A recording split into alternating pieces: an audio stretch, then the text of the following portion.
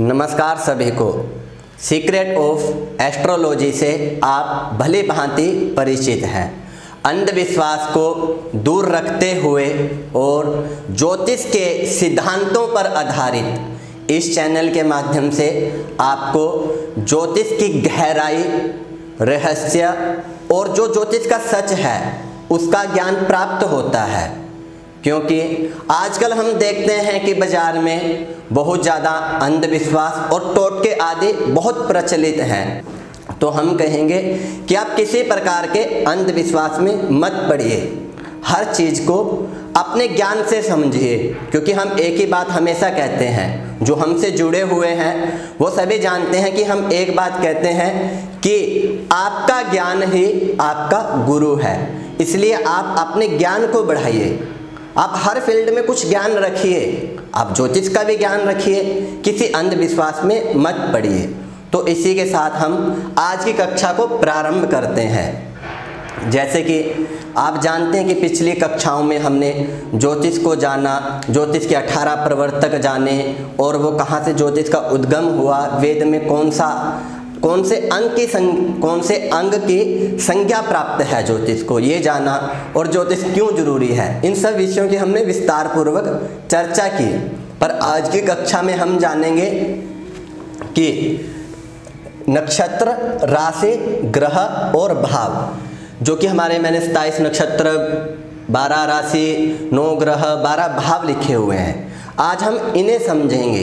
तो हम आज की कक्षा को प्रारंभ करते हैं और सबसे पहले हम नक्षत्र को जानते हैं कि नक्षत्र क्या है।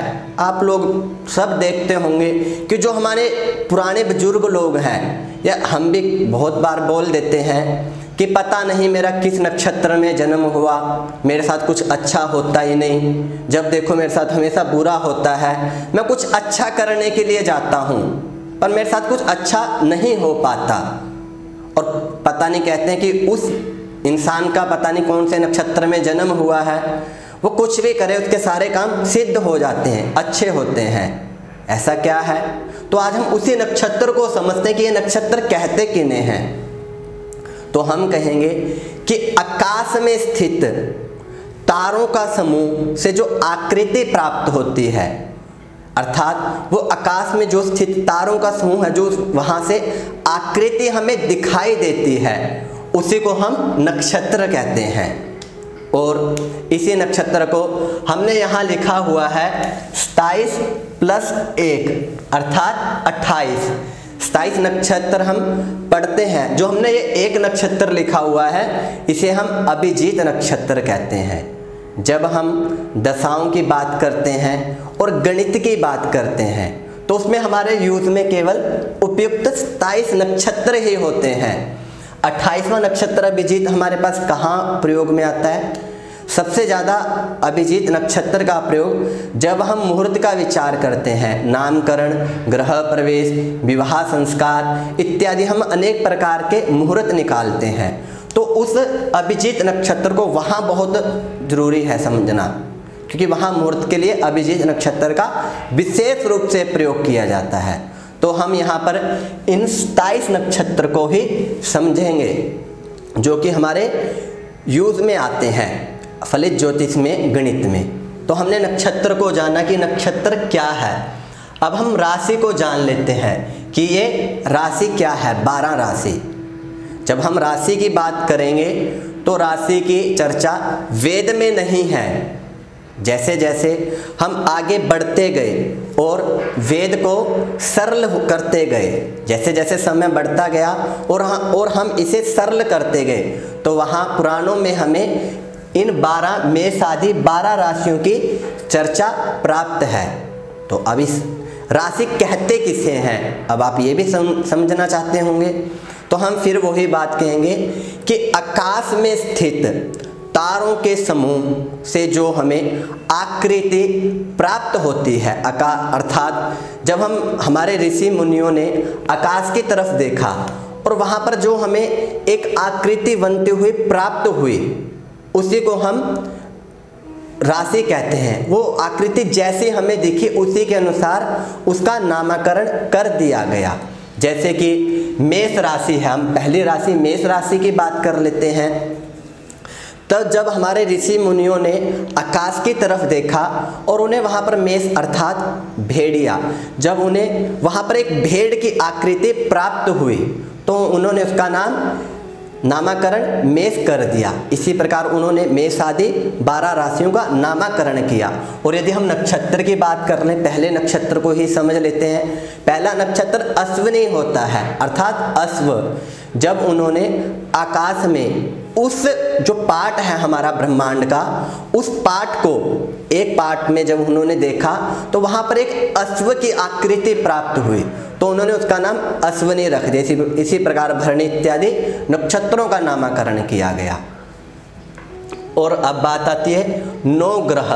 हमारे पास 9 ग्रह हमने लिखे हुए हैं और सभी लोग जानते हैं, पर हमने यहाँ पर एक चीज़ लिख दिया 7 + 2 कि ये 9 ग्रह कौन से हैं, हमने ऐसा क्यों लिखा, आप यही सोचते होंगे। तो हम कहेंगे 7 ग्रहों को आप सभी जानते हैं, कौन से हैं? सूर्य, चंद्रमा, मंगल, बुध, गुरु, शुक्र और शनि। ये सूर्य से शनि तक हमारे पास 7 ग्रह हैं। तो जो हमने ये 2 ग्रह लिखे ये कौन से हैं? तो इन्हें राहु और केतु कहते हैं, जिसे कि हम ज्योतिष में छाया ग्रह के रूप में समझते हैं अर्थात स्मोकिंग प्लैनेट। और नासा भी इसे मानता है, पर वो इसे किस नाम से जानता है? Imaginary point. नासा कहता है कि ये राहु केतु इमेजिनरी पॉइंट है। क्यों? क्योंकि यदि नासा भी इसको इमेजिनरी पॉइंट नहीं मानेगा तो कभी वो ग्रहण का निर्धारण नहीं कर सकता कि इस दिन इस राशि में ये ग्रहण होगा, इसलिए उसे भी इसे इमेजिनरी पॉइंट मानना पड़ता है। जब ये एक ही अंश पर सूर्य चंद्रमा के साथ स्थित होते हैं तो उस समय ये ग्रहण होता है और नासा को ये मानना पड़ेगा। और हम इसे ज्योतिष में छाया ग्रह के रूप में समझते हैं। हमारे ऋषि मुनियों ने पहले इसे बता दिया कि राहु केतु के पास कोई भौतिक शरीर प्राप्त नहीं है, इसलिए हम इसे छाया ग्रह के रूप में समझेंगे और नासा भी समझता है। तो आप इसे बहुत गहराई से समझने का प्रयास करिएगा। ज्योतिष क्या है, किसी के बहकावे में मत आइए, इसके रहस्य और गहराई को समझने का प्रयास कीजिए, आपको बहुत कुछ समझने में मिलेगा। अब हमने ये 12 भाव लिख दिया कि ये 12 भाव होते हैं। तो हमने जो 12 भाव लिखे तो ये क्या है? तो हम कहेंगे कि जो ये हमारा ब्रह्मांड है इसी को हम 12 भाव के रूप में पढ़ते हैं। अर्थात जो हमारा ये ब्रह्मांड है ये अनंत तक फैला हुआ है, इसे हम किलोमीटर में कभी नहीं माप सकते। क्यों? क्योंकि ये हमारे चारों तरफ है, तो इसलिए हम इसे किलोमीटर में नहीं माप सकते। इसे हम समझने के लिए इसे अंशात्मक रूप में समझते हैं कि ये इतने अंश पे है, तो हम इसे अंशात्मक रूप में समझते हैं। जब हम इस ब्रह्मांड को एक प्लेन पेपर पर बनाते हैं तो इसे हम 360 डिग्री में समझते हैं कि ये 360 डिग्री में है। और उसी को हम जब 360 डिग्री में समझने के लिए इसे 12 भागों में बांटते हैं और उन्हीं 12 भागों में हम 27 नक्षत्र और 12 राशि स्थापित करते हैं कि ये राशि इस नक्षत्र में इस अंश पर यहाँ पर स्थित है। उसी को हम इन 12 भावों में ब्रह्मांड में स्थापित करते हैं, अपने नक्षत्र और ग्रह राशि को और ग्रहों को भी।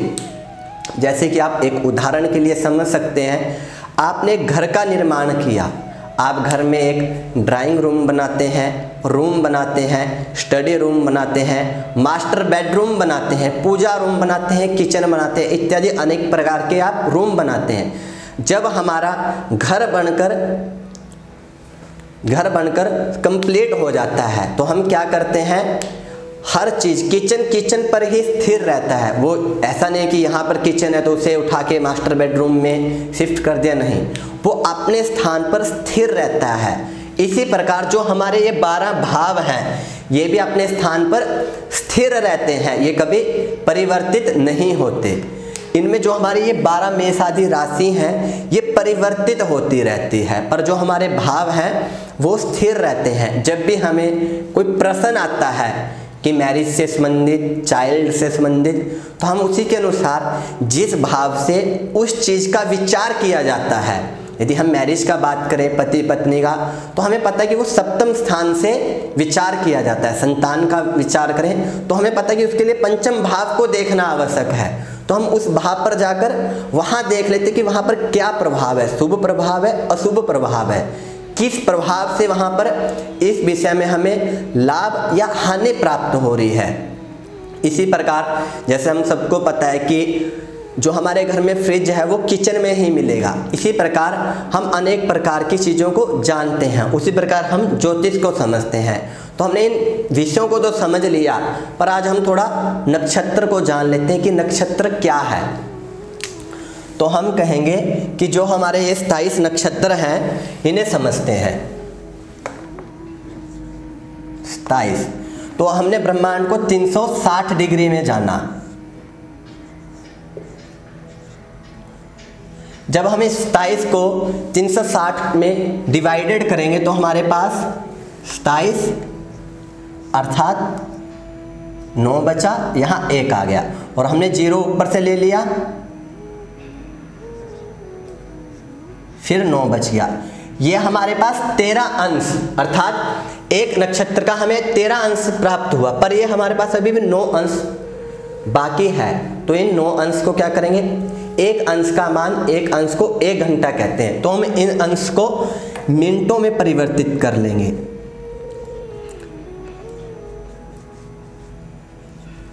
(540) हमें ये 540 मिनट प्राप्त हुए अर्थात कला, इस अंश कला, इसको हम आगे बताएंगे आपको। जब हम इस 540 को 27 से भाग देंगे तो ये 0 0 हमारे पास 2 प्राप्त हुआ, 0 हमने नीचे लिख दिया और 0 हमारा नहीं कटा, तो हमें 20 मिनट प्राप्त हुए अर्थात एक नक्षत्र का मान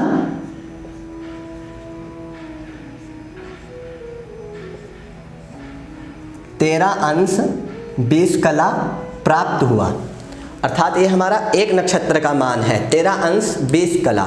इसे हम विस्तार से आपको बताएंगे, समझाएंगे और बिल्कुल ही सरल में और आधुनिक तरीके से समझाएंगे। आज तो आपको वैसे ही नक्षत्र से अवगत करा दिया, अगली कक्षा में हम इसे विस्तार से लेंगे कि आपको पता हो कि एक नक्षत्र का मान कितना है, कैसे निकलता है, वो आगे हम विस्तार से चर्चा करते रहेंगे।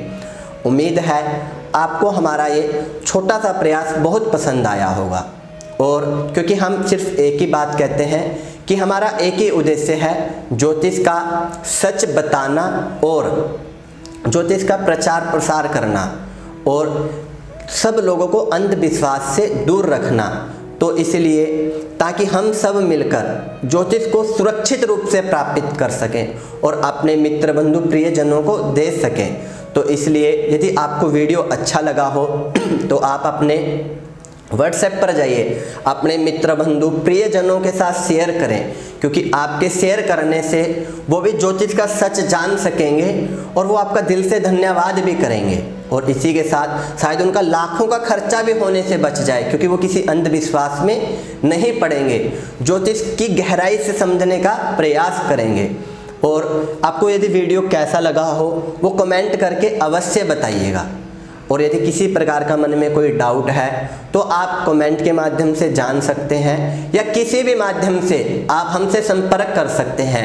आपकी स्क्रीन पे हमारा नंबर चलता है, ईमेल आईडी चलता है, आप किसी माध्यम से हमसे संपर्क कर सकते हैं।